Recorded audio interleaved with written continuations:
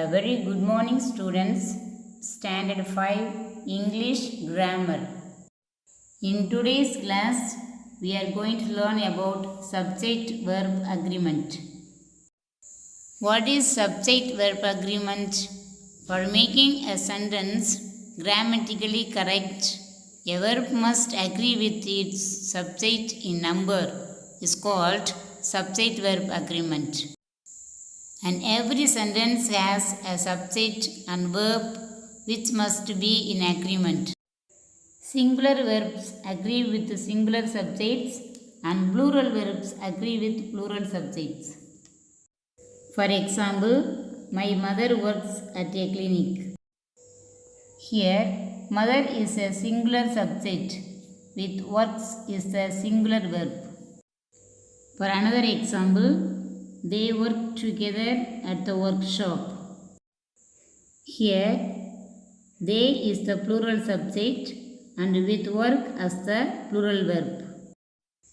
Two or more subjects joined by and always take a plural verb.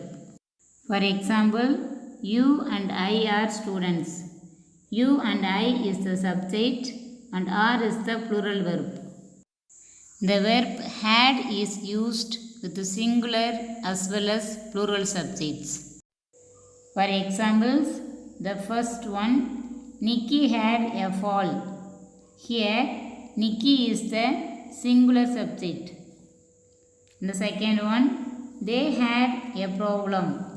Here, they is the plural subject. The verb is plural if two or more singular subjects are joined by and. For example, Rahul and Sachin are playing cricket. Rahul, Sachin is the singular subject and are is the plural verb. The verb is singular. Two or more singular subjects are connected by or nor. Two singular subjects are connected by either or neither nor. For example, Samay, Vijay or Naveen organizes such events regularly. Here, Samay, Vijay, Naveen are singular subject and organizes is the plural verb.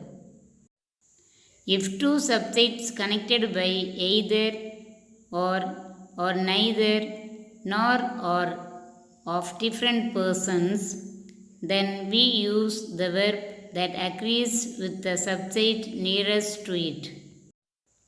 For example, either you or your brothers are lying. Here, you is the subject not nearest and brothers are the subject nearest and are is the plural verb. Students, once more we recall. What is subject-verb agreement?